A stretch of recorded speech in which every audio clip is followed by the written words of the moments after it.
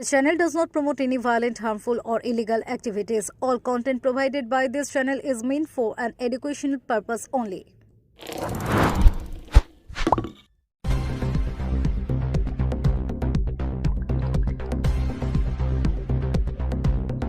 তৃণমূল ছাড়লেন প্রাক্তন মন্ত্রী তপন দাশগুপ্ত। হুগলির রাজনীতিতে জোর চর্চা। তৃণমূল কংগ্রেসের বর্ষীয়ান নেতা তথা প্রাক্তন মন্ত্রী তপন দাশগুপ্ত দল ছাড়ার সিদ্ধান্ত নিয়েছেন। তার এই পদক্ষেপে হুগলি জেলা তথা রাজ্য রাজনীতিতে নতুন করে জল্পনা শুরু হয়েছে। দীর্ঘ 4 দশকের রাজনৈতিক জীবনে মমতা বন্দ্যোপাধ্যায়ের ঘনিষ্ঠ সহযোগী হিসেবে পরিচিত তপন দাশগুপ্তের এই সিদ্ধান্তকে রাজনৈতিক মহল তাৎপর্যপূর্ণ বলে মনে করছে। সপ্তগ্রামের প্রাক্তন বিধায়ক তপন দাশগুপ্ত তৃণমূল কংগ্রেসের শুরুর দিন থেকে দলের সঙ্গে যুক্ত ছিলেন। মমতা বন্দ্যোপাধ্যায়ের রাজনৈতিক লড়াইয়ে তিনি ছিলেন অন্যতম বিশ্বস্ত সহযোদ্ধা। তৃণমূলের উত্থান পর্বে হুগলি জেলার সংগঠনকে শক্তিশালী করতে তার ভূমিকা ছিল উল্লেখযোগ্য। দলের সাম্প্রতিক রাজনৈতিক বিপর্যয়ের পর একের পর এক নেতা যখন তৃণমূল ছেড়ে ঋতব্রত শিবিরে যোগ দিয়েছেন বলে রাজনৈতিক মহলে আলোচনা চলছে, একই সঙ্গে কয়েকজন সাংসদ এনসিপিআইতে যোগ দিয়ে এনডিএ জোটে শরিক হয়েছেন বলেও খবর। সেই আবহে তপন দাশগুপ্তের দলত্যাগকে বিশেষ গুরুত্ব দিচ্ছে রাজনৈতিক মহল। তপন দাশগুপ্ত 3 বারের বিধায়ক এবং 2 বারের মন্ত্রী ছিলেন তৃণমূল সরকারের আমলে। এছাড়াও তিনি তৃণমূল কংগ্রেসের রাজ্য সহসভাপতি, ফুরফুরা ডেভেলপমেন্ট অথরিটির চেয়ারম্যান, পশুপালন দপ্তর এবং ফরেস্ট কর্পোরেশনের চেয়ারম্যান পদে দায়িত্ব পালন করেছেন। হুগলি জেলা তৃণমূল সভাপতি হিসেবে দায়িত্বে থাকাকালীন তিনি দলকে সাংগঠনিকভাবে মজবুত করে তোলেন। জেলার বিভিন্ন ব্লকে এখনও তার অনুগামীদের প্রভাব রয়েছে বলে রাজনৈতিক পর্যবেক্ষকদের মত। সূত্রের খবর, এবারের বিধানসভা নির্বাচনে দল তাকে প্রার্থী না করায় তিনি মানসিকভাবে আঘাত পান। সেই থেকেই তার মধ্যে অভিমান তৈরি হয়েছিল। যদিও প্রকাশ্যে তিনি কখনো দলের বিরুদ্ধে কোনো মন্তব্য করেননি। পরিস্থিতি আরো জটিল হয় যখন তার রাজনৈতিক প্রতিদ্বন্দ্বী অসিত মজুমদারকে হুগলি শ্রীরামপুর সাংগঠনিক জেলার সভাপতি করা হয়। এরপর থেকেই তপন দাশগুপ্তের ভবিষ্যৎ রাজনৈতিক অবস্থান নিয়ে জল্পনা বাড়তে থাকে। তবে তপন দাশগুপ্ত স্পষ্ট জানিয়েছেন, তিনি রাজনীতি থেকে অবসর নিচ্ছেন না, সক্রিয়ভাবেই রাজনীতিতে থাকবেন তিনি। যদিও এই মুহূর্তে কোনো রাজনৈতিক দলে যোগ দেওয়া বা না দেওয়ার বিষয়ে তিনি প্রকাশ্যে কিছু জানাননি। রাজনৈতিক মহলের একাংশের মত, আগামী দিনে সুযোগ পেলে তপন দাশগুপ্ত বিজেপিতে যোগ দিতে পারেন। যদিও এই বিষয়ে তার পক্ষ থেকে এখনো আনুষ্ঠানিক কোনো ঘোষণা করা হয়নি। তার দলত্যাগ তৃণমূল কংগ্রেসের জন্য কতটা রাজনৈতিক প্রভাব ফেলবে তা তো সময়ই বলবে। তবে হুগলির রাজনীতিতে তপন দাশগুপ্ত এখনো একটি গুরুত্বপূর্ণ নাম, সে বিষয়ে কোনো সন্দেহ নেই। Bureau report, Kolkata mirror.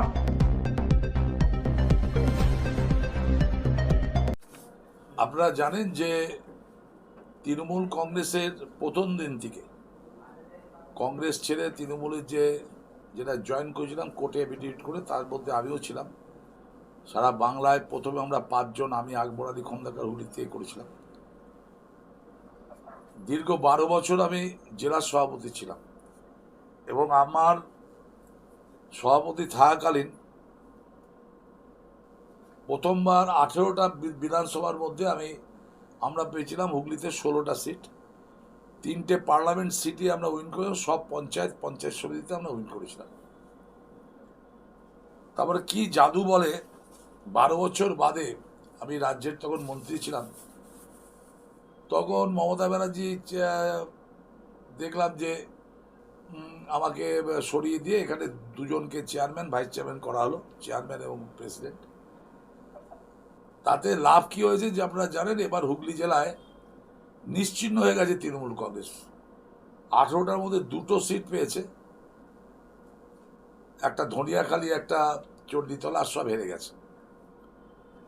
আমি রাজ্য নেতৃত্বকে বলেছিলাম যা অবস্থা হুগলি জেলার, যেভাবে দল চলছে তাতে কিন্তু নোয়ার হয়ে যাবে, তাই হয়েছে। এবং আপনারা জানেন যে এই তৃণমূল করতে গিয়ে আমাকে গুলি চালানো হয়েছিল। সিপিএম থেকে মার্ক্সবাদী কমিউনিস্ট পার্টি চেয়েছিল আমাকে খুন করে দিতে। চুচুড়া হাসপাতালে আমি পেশেন্ট দেখতে গেছিলাম, সেই টাইমে গুলি চালায়, তখন আপনারা সবাই ছিলেন। আমি গোঘাটেও আমাকে অ্যাটাক করা হয়েছিল। দলটা অনেক কষ্টের মধ্যে করেছিলাম এবং 2000 ঘরছাড়া কর্মীদের মমতা ব্যানার্জির নির্দেশে আমি চুচুড়াতে ট্রেন করে রেখেছিলাম। দুর্গাপুজোয় জামা প্যান্ট কাপড় দেওয়া এবং ঈদেও কর্মীদের নতুন জামা প্যান্ট কিনে দিয়ে এগুলো করেছিলাম। আলটিমেট দেখলাম যে কিছু দালাল দলটাকে শেষ করে দিল। একটা দল যারা পুরনো কর্মী, যারা নেতৃত্বে, যারা পরিবর্তন এসেছিল পশ্চিমবাংলায় মমতা ব্যানার্জি তৃণমূল কংগ্রেসের, তাদেরই ছেড়ে দেওয়া হলো, যার জন্য আজকে পশ্চিমবাংলায় ভরাডুবি হয়ে গেছে তৃণমূল কংগ্রেসের। আমি কাউকে দোষ দিতে চাই না, শুধু এটা বলবো যে পশ্চিমবাংলার মানুষের স্বার্থে, হুগলি জেলার মানুষের স্বার্থে, মানুষটি আমাদের দল, রাজনীতি, মানুষ যেটা চাইবে সেই পথেই চলা ভালো। এবং আমি প্রায় 2 মাস, আপনারা জানেন যে আমি সপ্তগ্রামে এবার টিকিট চাইনি, আমি চেয়েছিলাম পান্ডুয়াতে, কিন্তু পার্টির নেতৃত্ব মনে করেছে আমাকে টিকিট দেয়নি। তাতে রেজাল্ট দেখলাম ভরাডুবি হয়েছে। এটা একটা রিয়াকশান আছে। আমি বলবো হুগলি জেলার মানুষ অত্যন্ত দুঃখিত ছিল আমাকে টিকিট না দেওয়ার। তার ফল কিন্তু তৃণমূল কংগ্রেস পেয়ে গেছে হুগলি জেলায়, যার ফলে আমি 2 মাস ধরে অনেক চিন্তা ভাবনা করলাম। সাধারণ মানুষ, বুদ্ধিজীবী, আমার কর্মী যারা, তাদের সঙ্গে আলোচনা করে সিদ্ধান্ত নিলাম যে তৃণমূল কংগ্রেস একটা হয় না।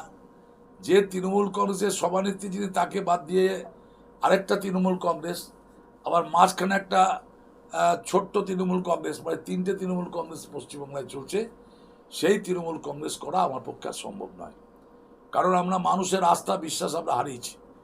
পশ্চিমবাংলার মানুষ, হুগলি জেলার মানুষ তৃণমূল কংগ্রেসকে বিশ্বাস করেছিল, কিন্তু আমাদের কিছু নেতৃত্বের ত্রুটি এবং আমি বলবো যে অল ইন্ডিয়া জেনারেল সেক্রেটারির ত্রুটি কাজের, এর জন্য তৃণমূল কংগ্রেস আজকে শেষ হয়ে গেছে। এবং রাজনীতিটা তো কেউ যদি মনে করে ব্যবসায় পরিণত করব, সেই দলের এই অবস্থাই হবে। আমি হুগলি জেলার একটা মানুষ হুগলি জেলায় বলতে পারবে না যে মানুষ কাজে আমার কাছে রাত্রি 12টা এসছে ফিরে গেছে। আমি হাসপাতালে কোনো দল দেখি না, কালার দেখি না। হাসপাতালে সিপিএম, কংগ্রেস, বিজেপি যারা এসছে তাদের উপকার করছি ফোন থেকে। কারণ আমি মনে করি মানুষ থাকলে পরে ধর্ম থাকবে, দল থাকবে, মানুষ সবার উপরে। সেই মানুষের আমি আজকে 40 বছর পলিটিক্সে আমি কাজ করে গেছি, কোনো মানুষকে আমি বিমুখ করিনি। এটাই আমার, আমি বলবো এটা আমার চরিত্রের ক্রেডিট, যে রাজনীতি করতে গিয়ে আমি কোনো দলকে ছোট করিনি, কোনো দলের কর্মীদের প্রহার করিনি, কোনো দলের কর্মীকে আঘাত করিনি। কোনো দল যাতে ফিটভাবে দল করতে পারে, স্বাধীনভাবে দল করতে পারে, সমস্ত দল সেই মতো করেছে হুগলি জেলা। এবং আপনারা জানেন যে হুগলি জেলার সংস্কৃতি, কৃষ্টি সংস্কৃতিও অন্য জেলার সঙ্গে একটু আলাদা আছে। আজকে তাই অনেক চিন্তা ভাবনা করে ঈশ্বর আল্লাহর নামে শপথ দিয়ে আমি আজকে তৃণমূল কংগ্রেসের যত পোস্ট আমি দিদি আমাকে দিয়েছিল তার থেকেও পদত্যাগ করলাম। আপনারা জানেন যে রাজ্য বন বিভাগের আমি চেয়ারম্যান ছিলাম, কর্পোরেশনের আমি পশু বিভাগের চেয়ারম্যান ছিলাম, ফুরপুরা শরীফের আমি চেয়ারম্যান করেছিলাম, দিদি আমাকে করেছিল, রাজ্যের ভাইস প্রেসিডেন্ট ছিলাম। সব পদ থেকে আমি রিজাইন করলাম এবং পরবর্তীকালে আমার কর্মীদের সঙ্গে আলোচনা করে আমি সিদ্ধান্ত নেব। এবার গন্তব্য তাহলে কি, অন্য কোনো দল নাকি বিজেপি? না, কোনো দলে এখনো যাবো আমি সেটা কোনো সিদ্ধান্ত নিইনি। আমি কর্মীদের সঙ্গে আলোচনা করে সিদ্ধান্ত নেব। এত বছর মমতা বন্দ্যোপাধ্যায়ের সঙ্গে রাজনীতি করলেন, তার দল ছেড়ে দিতে এখন খারাপ লাগছে কি? খারাপ দিদির জন্য লাগছে, কারণ দিদিকে দেখে দল করেছিলাম। আমি মনে করি এই দলের সর্বনাশের জন্য দিদির যতটা দায়ী না, দলের 2-1 জন দায়ী আছে। দিদি আমাকে ফোন করেছিল, দিদি আমাকে বলেছিল যে চিন্তা করো না, আমি আছি। দিদির প্রতি আমার শ্রদ্ধা যতদিন বাঁচবো ততদিন থাকবে। এখনও আমি মনে করি তৃণমূলের সর্বোচ্চ নেত্রীর নাম মমতা ব্যানার্জি, কিন্তু আমার দুঃখ লাগছে যে মমতা ব্যানার্জির সঙ্গে আর দলটা করবো না। আমি সিদ্ধান্ত নিয়েছি দল ছাড়ার। এই অবক্ষয়টা অনুভব করেছিল কবে থেকে? প্রায় 2 মাস ধরে চিন্তা ভাবনা করেছি, বিশেষত রেজাল্টের পর।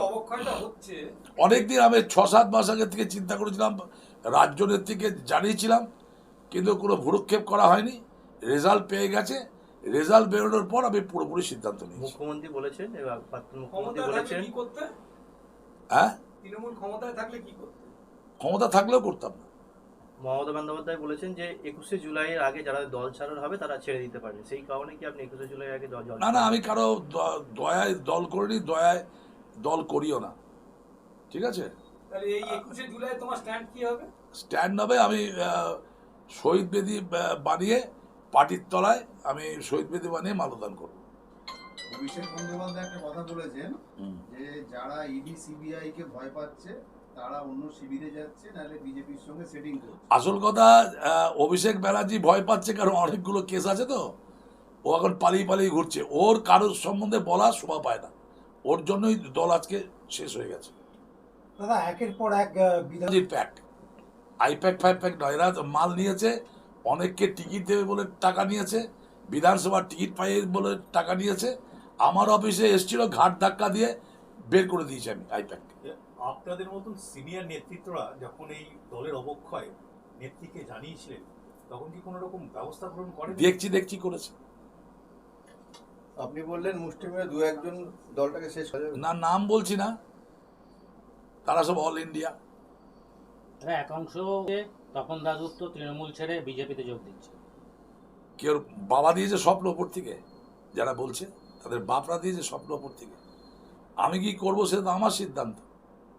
আমি তৃণমূল কংগ্রেস করব না, কংগ্রেস আছে, সিপিএম আছে, ফরওয়ার্ড ব্লক আছে, হ্যাঁ বিজেপি আছে, আমি কোন দল সেটা আমি সিদ্ধান্ত নেব, আমি প্রেস ডেকে সেটা জানিয়েও দেবো।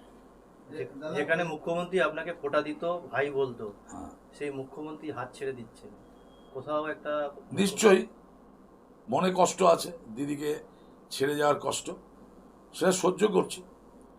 কারণ দিদি মাথার উপরে থেকেও যারা দিদিকে ইউজ করে যে দলটাকে শেষ করেছে, আমি তাদের বিরুদ্ধে আমার ক্ষোভ, এই ক্ষোভে আমি দল ছাড়ছি। এই অসময় দিদির হাত ছাড়ছে। আপনি কি আসবেন?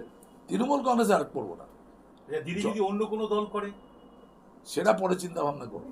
বলছি যে অসিত মজুমদারকে এই খারাপ সময়ে তৃণমূল জেলা সভাপতি করেছে, সেটা থেকে আপনার এটা একটা পোস্ট নাকি? এটা আমি 12 বছর ছিলাম, 20 বছর আগে, এসব কোনো পোস্ট নয়। আর কারো মতো পলিটিক্স আমার কোনো হিংসা নেই, যে হয়েছে। আর আমি এরকম অনেকবার সভাপতি হয়েছি, তাদের লাভ কিছু হয়নি। 9 বছর জেলা সভাপতি ছিলাম। দ্বিতীয়ব্রতর এই তৃণমূলটাকে তুমি কিভাবে দেখছো? এটা মার্চবাদী তৃণমূল কংগ্রেস। सफर सिर्फ मंजिल तक पहुंचने का नाम नहीं, सफर है भरोसे का, सफर है तरक्की का, और हर दिन नई कमाई का।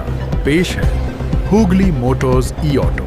दमदार परफॉर्मेंस, मजबूत बॉडी और एक चार्ज में 220 प्लस किलोमीटर तक की शानदार range.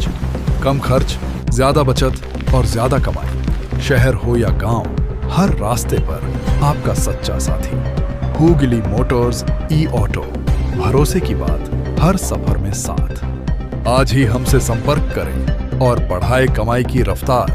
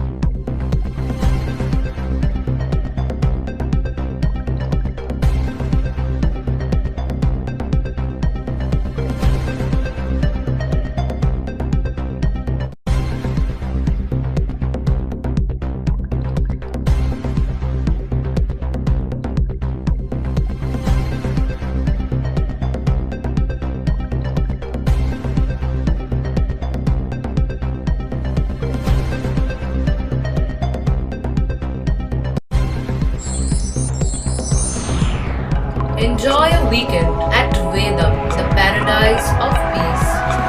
A home away from home.